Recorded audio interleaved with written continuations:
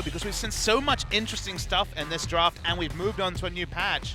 Hecarim continues to be the ban, so you already know with a Hecarim ban that certain power picks are going to poke through these 6 bans. Yeah, we did see the 2 pocket bans in the last game of the Shen and the Hecarim coming in. And it will be the Rumble. I don't know if that is exactly super high priority considering Smeb's champion pool, but... See, the thing is, Untara's champion pool doesn't hold up to the Rumble, so I think it's more... They don't really have an answer to that, but then... Because if you select Rumble on 6-11, you just pick Aurelia, and it's a skill matchup that Aurelia very often can win and itemizes more naturally against. Billy Untara doesn't feel confident in doing that. And I have to think this is going to be the game where Smeb brings back the Aurelia, which we have not seen since that losing spring 2015 grand final against SK Telecom.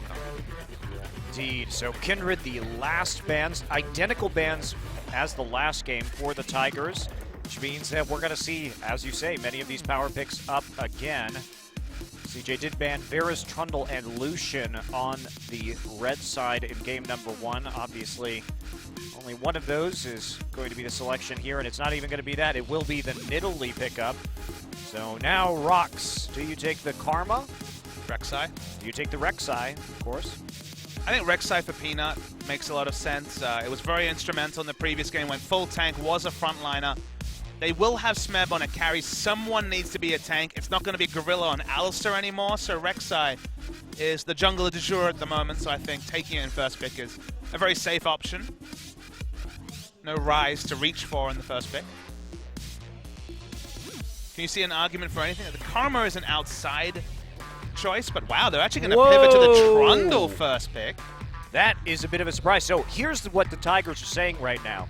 You can only play tanks in Tara, so you have shown that you prioritize this Trundle. You banned it in game number 1. So what exactly are you going to pull out? The answer may be the Fiora. Untara did play it a lot in the spring season. Fiora Gangplank, those were the carries that Untara showed any proficiency at in the past. So unless he has something new, it was worth knowing that it might not even be a top lane Trundle this time around. Gorilla's been looking for a steadying tank support, and Gorilla was playing plenty of support Trundle, which, given the QSS changes, is still massively powerful on this patch. Absolutely, just a bit of a reach there from the Tigers, and they're just happy to get that Rek'Sai up. They can play the Elise, certainly Peanut can, and it could just be the Karma and the Rek'Sai. Now, worth noting, the Karma and Rek'Sai both have about a 70% win rate right now in Korea. So they have been the big power picks, but they are going to take the Elise instead. Yeah, Fiddlesticks flashes. Maybe in the future we'll see a Fiddle. Flashes of Fiddle. Flashes of Fiddle. Sounds like a play, a performance I would go watch. Flashes of Fiddle. I wouldn't watch that. Sounds like a musical. What if it's a concert piece? Flashes of Fiddle. All right, I'd watch that one. Okay, I go to the symphony for that. All right. Rek'Sai heavily expected to be the answering jungler.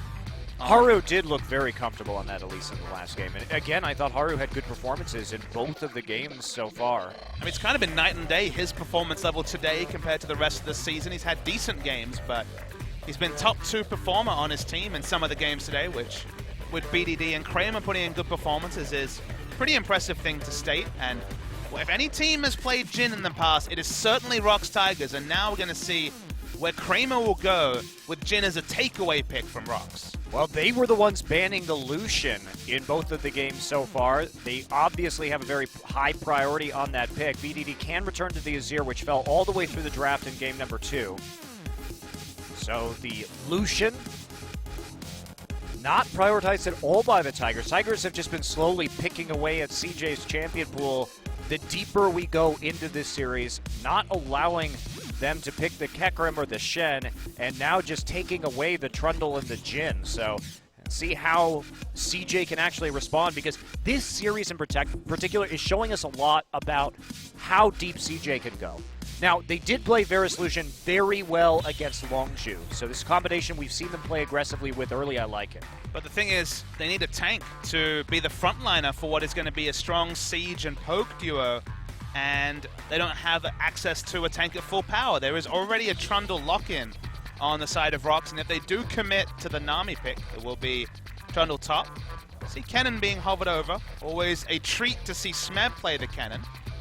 Also, I just love the fact that ROX Tigers are one of the only very few teams in the world where that's a triple flex on this team. So it is always a joy to see them toy around with that pick. Gorilla taking a look at the Nami right now for some good protection and peel on behalf of the Jhin.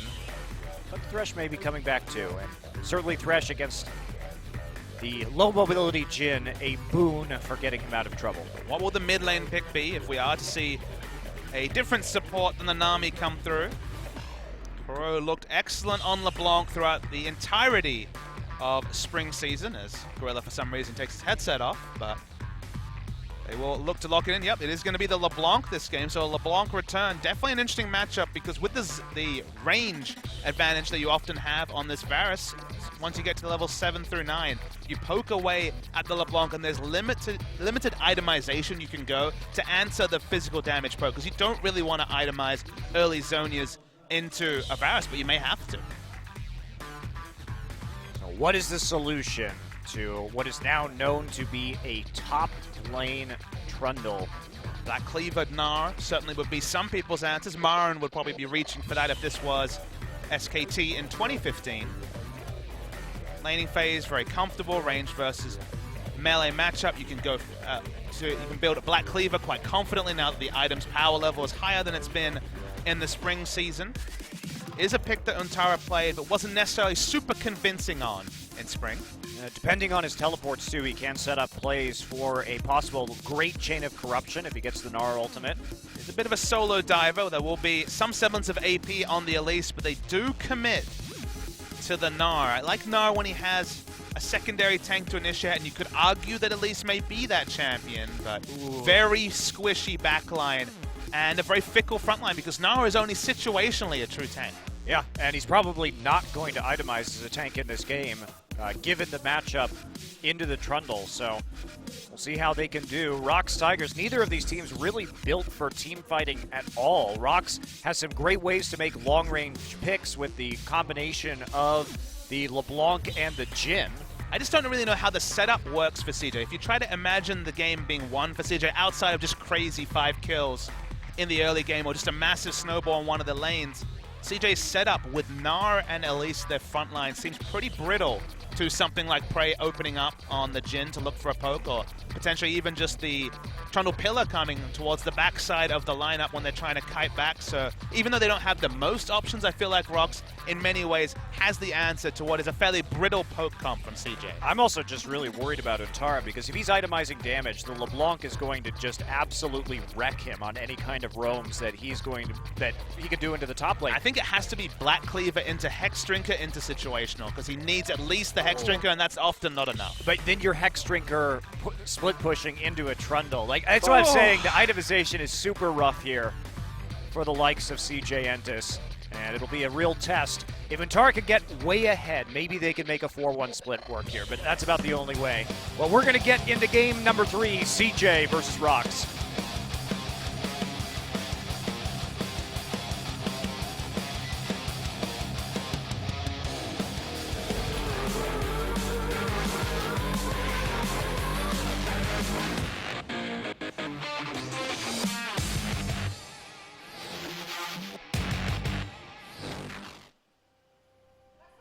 Mountain Drake ruling the pit there, at least in a few minutes' time. But for now, it will be the ROX Tigers and CJ Entus battling here in game number 3 to determine who will take this series. I think, honestly, the storylines that develop from this series are going to be twofold. Whichever way it goes is going to be a massive storyline. Of course, the Tigers will be the slump after once again coming so close in the spring season, dominating the regular season, and then losing fairly one-sidedly to SK Telecom in the final. Or it will be the rise of CJ, because they beat Longzhu. That looked like just a nothing result just 2 series ago for them. But taking down the Tigers would be a massive scalp for a team that looked, after a couple of games this season and with the lineup they have, to be one of the real teams we expected to be in the relegation places. Yeah, well, at least CJ has been slowly improving. I think that's what we can say about them is, yes, they had a rough start, but they took the win against Longzhu. Some of the games were convincing. Game 1 here, they played very well around the Shen and Hecarim. They definitely had a new plan and executed it super well, so go back and watch the VOD of Game 1 if you missed it, because it was something different that I think teams will try to ape. We see some global fans. Some love from them too. We also love global fans. It was nice to see. Plenty of CJ and ROX Tigers fans here at Sangam East Stadium. Again, the mid lane matchup is one that kind of goes dramatically one way or the other. And look at BDD's aggression here, just walking past the caster minions. Yeah, he's going to be pretty hard punished for that. He has the summoner spell advantage, it's worth noting. Heal versus teleport in the mid lane. Playing that one out. And he will get a little bit of extra gold there from killing the clone. Corrupting Potion versus the 2 pots means the sustain advantage should be slightly at his advantage too, so I like the aggression from BDD in that particular scenario. It's got the mindset of a carry, and that's something that CJ lacked for the games where they had to run Sky in the mid lane last season. Madlife, though, eating a bubble there from Gorilla. Gorilla has been really struggling with his mechanics in this series. He's missed quite a few skill shots on the Thresh, and they're actually going to come in early. Oh no, the flash from Peanut answered by 2 summoner spells from BDD, but ROX Tigers do take a summoner spell advantage as they go for that 3-minute gank once again on Peanut. Still have to say it's a big success. You'll trade it. It always sucks to lose your flash on Rek'Sai because the champion will find it very hard to influence a lane for the next 5 minutes, but in a swingy mid lane matchup, Kuro having a flash advantage, so having a summoner spell advantage, even though he didn't take a combat summoner compared to the 2 combat summoners from BDD, will actually be massive in giving lane control to LeBlanc. Yeah, this has been a very dominant laning phase from Prey and Gorilla so far. Harassing Kramer and Madlife pretty mercilessly. Oh boy. Ooh, Haru. Oh, if he flashes, he's got... Oh! Fast fingers. TP coming in though. Kuro still underneath the turret. He's not going to die. Yes, he will eventually. Haru actually finishes him off with an auto attack, but there's an advantage for Smeb in the top lane. Smeb so very ready to make that play. Kuro just barely dying. And he also had the lane pressure in, but somehow as a Trundle to be able to make that teleport and not even lose CS. You see Nara was under turret. Very curious that a Doran Shield Trundle was able to outpush Untara on this Nara. Maybe that's just overly safe play from Untara, which sadly is what we've come to expect. He is known to not really try and apply pressure in lanes. Will often play the reactionary tank pick, the Maokais of the world, compared to Smeb, who, irrespective of champion, is always looking for lane pressure. Yeah, even though they dive, man, really no CS lost there from the ROX Tigers, thanks to the help of the teleport from Kuro, getting him immediately back into that lane. So still had that other summoner up, and because Smeb had to push so far up, he's just going to meet the wave and take all of the farm from it. Tigers doing some work here, and getting the Trundle ahead is absolutely huge for them. Now wards and jungle pathing will have so much more reward because BDD, Kuro, Haru, and Peanut have no flash, so any 2v2 skirmishes will be explosive because it's not those answering escape summoners. Man, Untara just TP'd down into the bottom lane again, too. He's trying to just put the pressure on, but now he's pretty far forward. Peanut gonna drift through the wards, and here comes Untara, and not gonna land the knock-up. Pillar not in the best position there to stop Untara just from bouncing out. It's actually really awkward for Nash, specifically against Rek'Sai, because you want to bounce over the enemy champion to safety, but that will just lead to you being knocked up. Yeah, very true. So it doesn't have those creative escapes. That's why he just went for, you know, a 200 unit hop to the right. That's the only option he had. Well, no TP advantage now because of that TP into the bottom lane for Untara. They didn't actually use it for any kind of answering gank play. His first sighting of a Lucian on 6-11. Seen plenty of Lucian bans, surprisingly, as Haru walks up.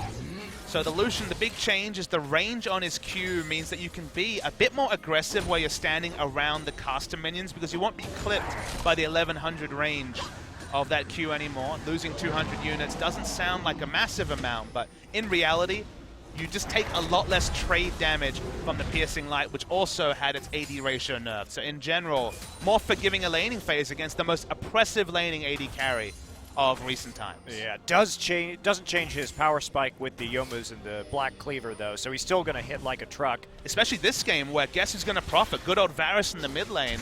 Love the Black Cleaver shred that's going to come through, and it's really nice synergy between those two. Now, I talked about it a lot tonight, but that synergy was what won CJ the game when they played against Longzhu, and they looked really decisive. They set up early sieges with a couple of Youmu's Ghost Blades, and they had that early armor penetration made a big advantage out of it. So they've got to do it again here today, but stopping this Trundle is going to be problematic at this stage. Haru and Madlife really want to get this kill. No flash on Haru.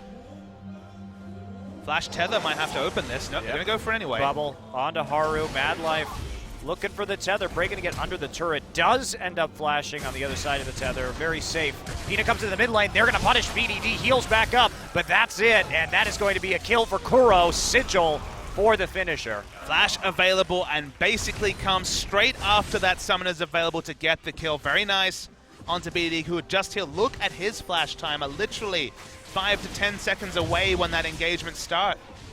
That's some very, very clean shot calling. They had the exact timer on that, and they profited. Yeah, right place too, knowing where Haru was and still making that call with a very limited time window. ROX trying to translate this further into a blue buff. Peanut takes it away, so no roam over from Kuro, who will get a recall instead and then head over to their blue buff. So with the recent mana, I guess I say recent, but with the long-term mana cost buffs that many mid laners have seen, in general mana costs have gone down over the time as Prey won't quite fall. Wow, Madlife flashed for that one, and he's going to take a few curtain call Teleport. shots at Hello Teleport. Here comes Smeb, and he's going to just wall him off right there with the help of the pillar. Kramer has to flash. Smeb going hard. Auto will get the kill. Madlife, no mana, exhausted. Double kill for Smeb. And that's what happens when you go for those aggressive flashes, Monte Cristo, is that there's so much room to punish.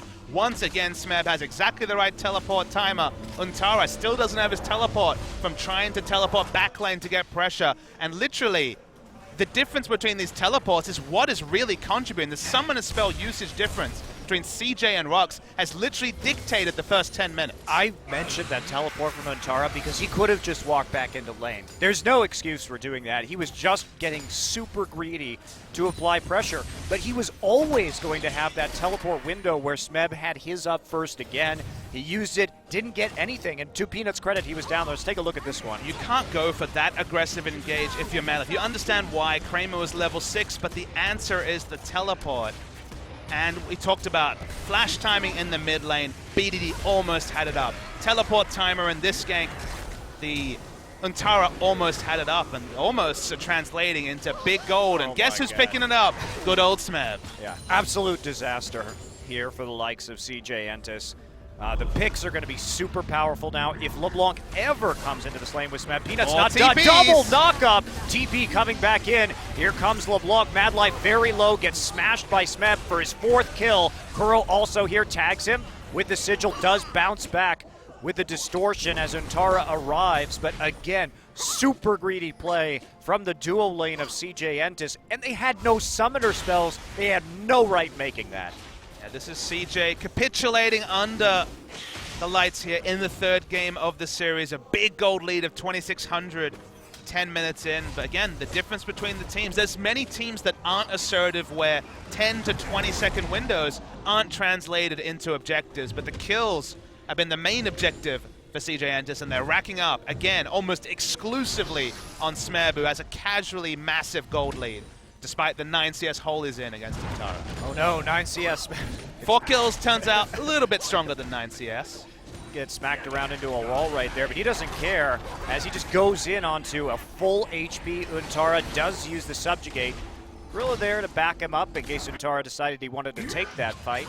Wisely decides that may not be the best idea, but they do commit 3 people to the top side of the map now, and it's going to be a fast-pushing game here from the likes of the Tigers. It's definitely what you want to do. Keep pushing on the advantages you have, end the game early. LeBlanc will be able to set up a 1-3-1 that'll be so hard for CJ to manage because Untara will not be able to itemize in a way to answer both Trundle and LeBlanc on a budget if he's going to be going damage especially, which seems to be likely from the Phage and Ruby Crystal. So this is definitely the phase where Untara there's no itemization that won't be exploited by ROX. I think you just have to go tank and try and turret dive right now with the Lucian and the Varus, because there's no way you're going to stop the split push, and your damage itemization is going to be useless. So I think you just got to go tank and then try and force some 5v5s, set up a chain of corruption, and try and play around the armor pen power spike, excuse me, that you have in the Lucian and the Varus. Otherwise,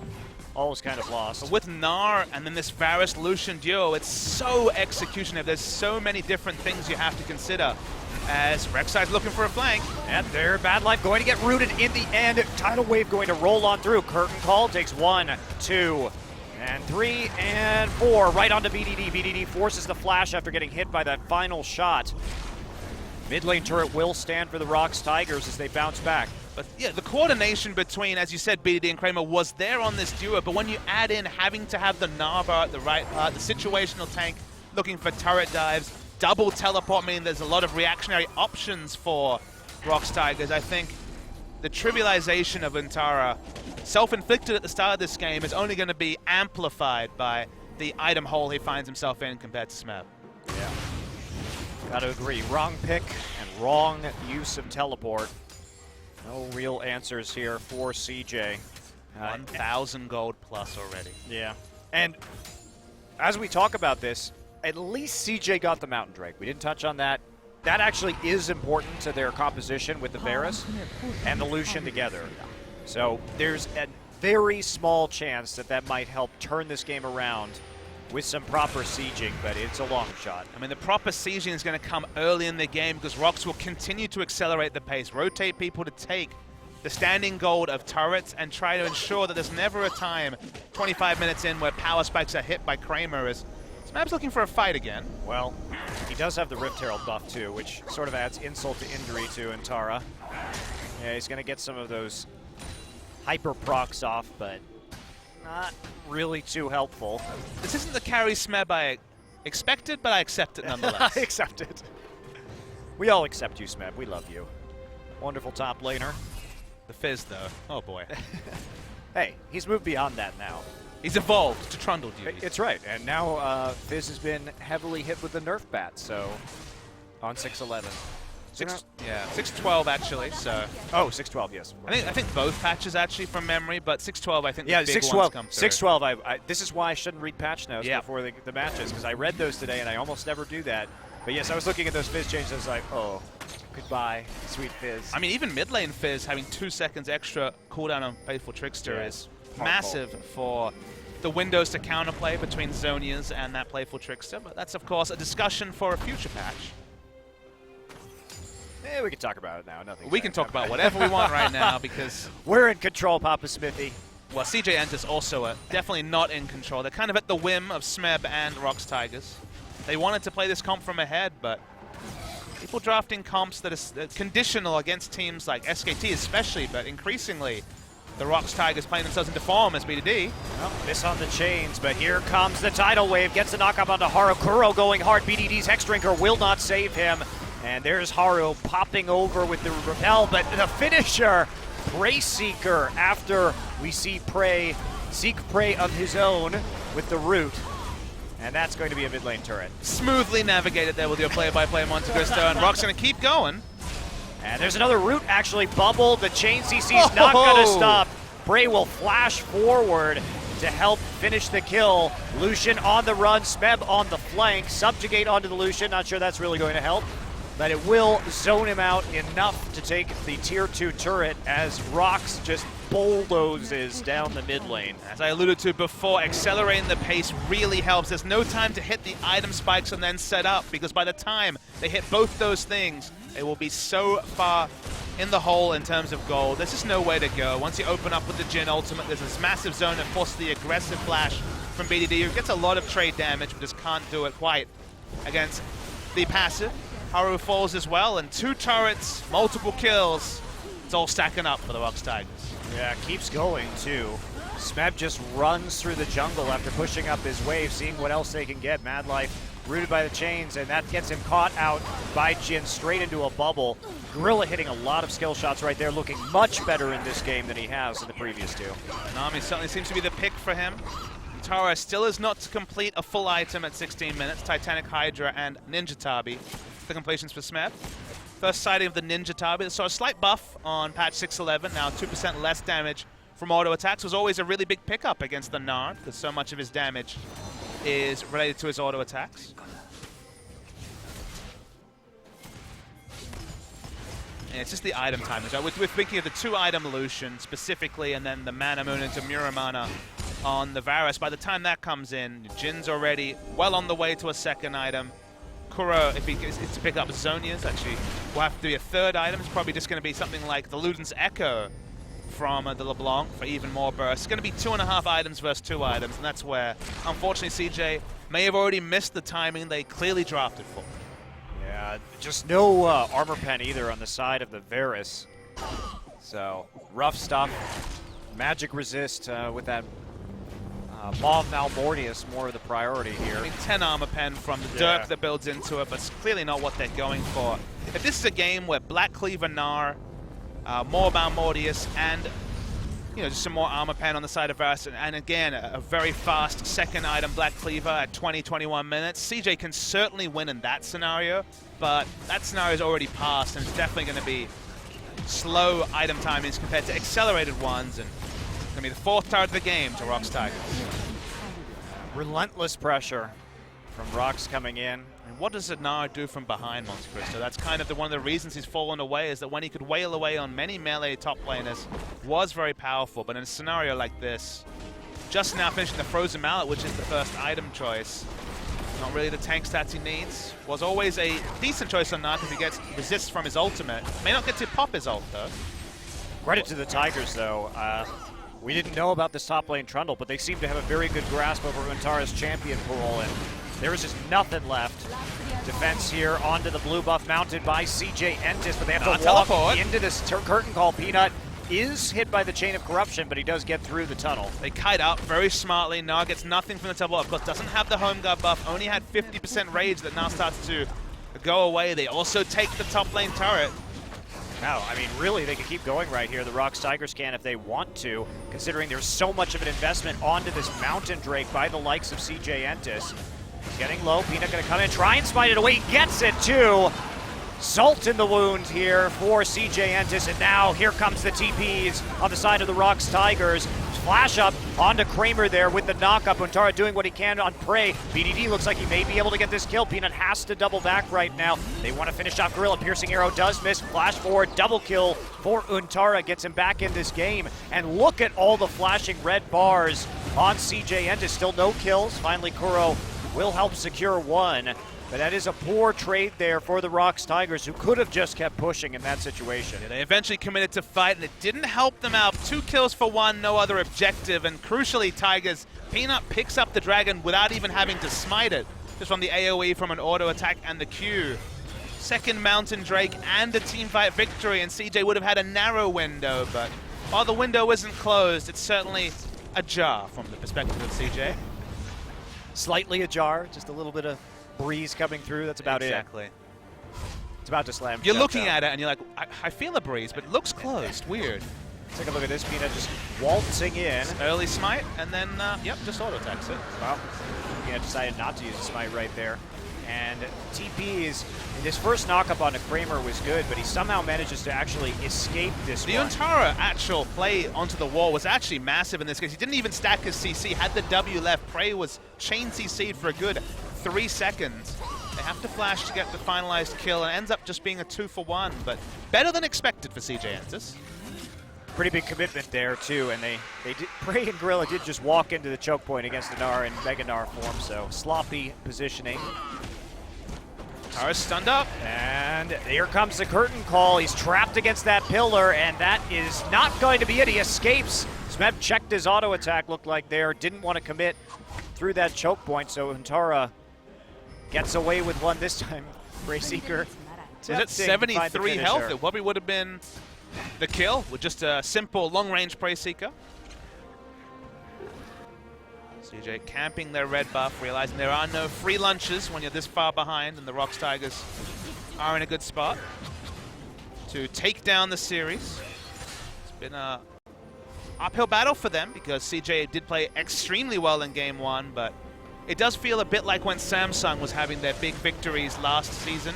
2 seasons ago in Summer, where they'd have one strategy, you'd ban away the key picks, and then they'd really not have that extended pool of strategies to be able to take down many best of threes.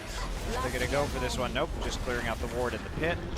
Can't get the ward on the other side. Baron is aggro, put some damage down on the Peanut and Gorilla. The Baron damage is actually pretty poor. Jhin doesn't take Baron very fast because of his auto attack and the fact that he has to reload after the 4th bullet, and LeBlanc also not the biggest help. So Baron only going to really be an objective after a teamfight wipe of CJ Entus. And Tara actually going for the Hammer Time build. Frozen Mallet, Phage, and Warhammer. So this build can situationally work. One thing I didn't get to is that Frozen Mallet gives you a lot of health, and Gnar gets resist in Mega Gnar form. So again, if everything lines up perfectly, you teleport, just about to turn into Mega Gnar, get that massive initiation, apply the armor penetration of the Black Cleaver, and then you rain hell from BDD and Kramer on this Varus Lucian. It could happen, but how many times will that happen? And with flashes up, you'd have to think not that often for ROX Tigers. Yeah, realistically, too, he's going to have trouble kiting even in the 1v1, which is where we used to see this Frozen Mallet build on the Gnar. But with the Iceborne Gauntlet on Smeb, combined with the Pillar, going to be lucky to actually be able to use the Frozen Mallet to its fullest efficiency. And Antara is just going to get caught out and destroyed. Gorilla there with the kill. Kramer gets a nice crit on that last shot of the curtain call. And there's the flash. Kuro committing to that one. Gets BDD with the chain too. Beautiful LeBlanc play. Switching targets at exactly the right time. And there's 2 kills, 3 kills actually over to the ROX Tigers as they turn their sights onto the Baron. If there's anything we could ever fully confirm for the ROX Tigers, this team knows how to play from ahead. They've struggled in the early game, made some mistakes. Peanut's jungle pathing has been a bit tricky and they've lost out, but from ahead they've looked clinical, and there seems to be just another one to add to that list. Yeah, more poke, and Kuro just dealing a huge amount of damage. Madlife trying to keep him alive. Haru comes down, wants to go for the execute. Can't quite get it. Ignite onto Kuro, but that's not going to finish him off either as Gorilla and Peanut play chase the Karma around the jungle. Madlife does stay alive, but can't do anything about the Baron. And Prey has gone for another manly build, Duskblade of Drekthar. We've actually been seeing this more on Jim. We haven't talked about this, but the Yomus into Duskblade has been increasingly popular, especially in Korean solo queue. So Arrow has been building the Yomu's Ghostblade exclusively when he's been playing the Jhin, but has pivoted to other team fight items, like, for example, the Moa Malmortius. Duskblade is always aggression to the nth degree, but it certainly worked for Winged on the Graves yesterday, and opening up with the salvo of damage with this Yomu's Duskblade duo is going to be impressive stuff to watch. Now here come the ROX Tigers. Trying to crack the base, and one bullet goes shy. Haru eats another one, but the shield from the Karma absorbs most of the dangerous shots. The turret not going to survive. They did have to back off from the pressure that Prey was putting on. And there you go. Madlife just gets deleted in that front line. Tidal Wave rolls on past, not going to find a kill, but Prey with a flash forward to finish off BDD. Peanut running low, but there's not enough damage there to actually kill him. So they can set their sights on the inhibitor and finalize that objective kill instead. An inhibitor and 2 kills while Kuro was not involved, wasn't even there, didn't have teleport either. And such is the advantage of the Tigers that they don't even need their mid laner, who has 5 kills this game. Must be nice. They have put together a 15,000 gold lead at 25 minutes, so this game has been a pretty dominant showing here, and they are going to go for the Cloud Drake in the end. Take it down. There will be another Dragon spawn. Lots happened this game, but it's still very much early days. 18 kills at 25 minutes, a faster pace than we've come to expect in LCK. But CJ really don't have access to many resources on the map. They have to be so shallow in their farming. BDD sniping minions away from a screen away. And ROX just looking for an avenue to end the game. We're not used to seeing this many kills, but CJ also, it really is on them. They made so many openings for Smeb's TPs in this early game, and they were just absolutely punished by the teleport play from the ROX Tigers, not respecting it at all. It was one team mismanaging their summoners, and the other team maximizing the use of their summoners and the timings they had on the enemy summoners. So it was one team playing poorly, the other team playing well, which is definitely the preferred scenario. And that's why you always take summoner timers, kids. You always take them. You write them down and you remember them. And Mad Life wished he remembered a few more summoners as he takes a giant chunk from Kuro. That's going to be it for the top lane. ROX got one more to go as the minion wave slowly pushes up towards their final inhibitor objective. Baron buff still going strong. The final inhibitor, another poke. Uh-oh, Kuro actually caught by the Chain of Corruption right there, and he's going to die to the Gnar.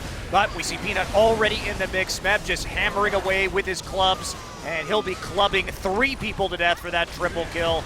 As now the game will end as ROX Tigers head on to the Nexus turrets here, 27 minutes in, and a victory in game number 3 as we close out our first best of 3 of the night. Nice little turret dive there, or fountain dive rather. Peanut will return to the other side of the Nexus with his ultimate, and that is it. ROX Tigers take down CJ 2-1. And Kuro dying first in the fight might have been a source of surprise, but remember, he wasn't needed in the previous fight. They don't need no LeBlanc to finish this game, and ROX Tigers, they make a confident re-entrance into the series that honestly, CJ looked amazing in game 1 with their new strategy. The Hecarim and Shen combo was really smart, but you talked about it, extended champion pools. You ban away the Hecarim, you ban away the Shen. They were able to do it on the red side just fine. On the blue side, obviously, with less must bans, it was even easier. And CJ just didn't have that depth of champion strategies to really take out a ROX Tigers team that has always had a massive champion pool. And that's one of the joys of best of 3s, Papa Smithy, is being able to see these adaptations. Look, everyone except Europe understands best of 3s now, Monty. You can't talk, no high horse for you.